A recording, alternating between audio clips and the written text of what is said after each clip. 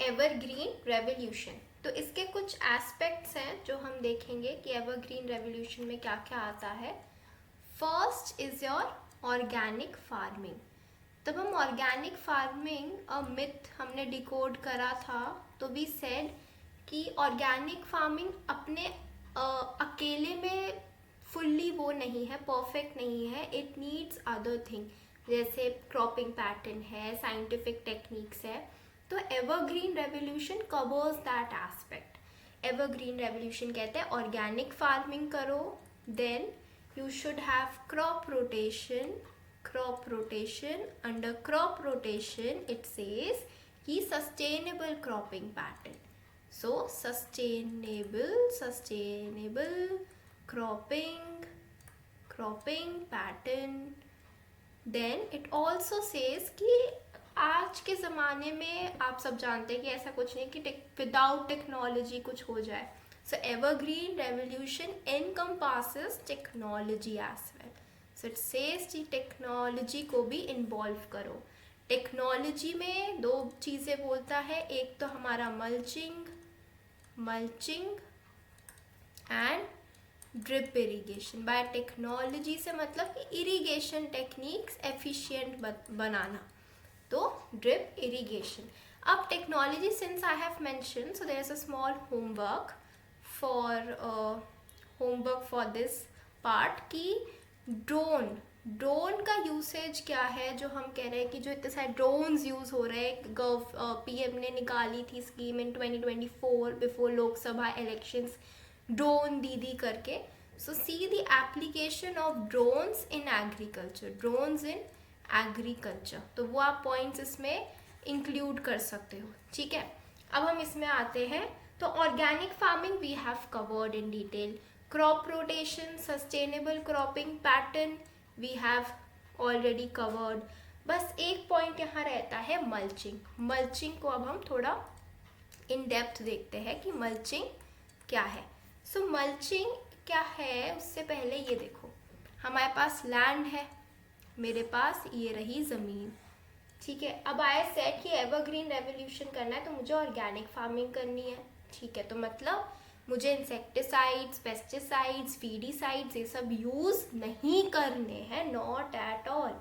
तो मल्चिंग करनी है, तो ये मेरे क्रॉप है, ये क्रॉप है, ये क्रॉप है, यहाँ क्रॉप है, इधर ये रहा क्रॉप, ये क्रॉप। तो ये मैंने ऐसे ऐसे करके क्रॉप्स बना दिए अपने।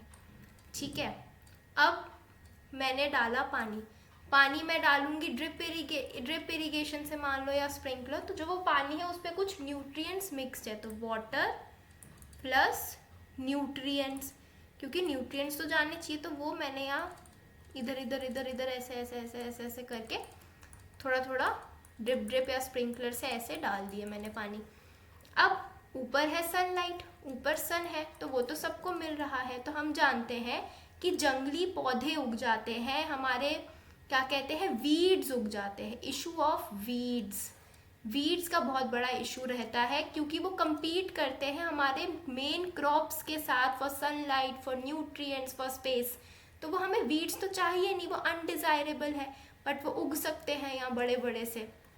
जो नहीं चाहिए, जितनी भी एम्प्टी स्पेसेस है वो तो आराम से उग जाएंगे। अब मुझे इनको एलिमिनेट करना है, तो अपना कहते हैं कि वीडिसाइड यूज़ करो, लेकिन वीडिसाइड तो केमिकल है। तो जो ऑर्गेनिक फार्मिंग का हमने बोला था ऊपर, ऑर्गेनिक फार्मिंग, तो वो तो फेल कर गई। तो वीडिसाइड वी कांट यूज़, तो फिर क्या करें। तो यहाँ आता है कॉन्सेप्ट हमारा मल्च का, कंसेप्ट ऑफ मल्च कहता है कि जो एम्प्टी स्पेसेस है, जो इतनी स्पेस एम्प्टी है, ये है जो एम्प्टी पैचेस है, उनको कवर कर दो एक शीट से, उनको कवर कर दो एक शीट से। ठीक है, उनको किसी शीट से कवर कर दो, सो दैट सनलाइट, जो सनलाइट है ऊपर, वो इन पे फॉल ना करे, इनको सनलाइट नहीं मिलेगी। सो इवन इफ वाटर या न्यूट्रिएंट्स वहाँ हैं भी, तो still these weeds can't grow.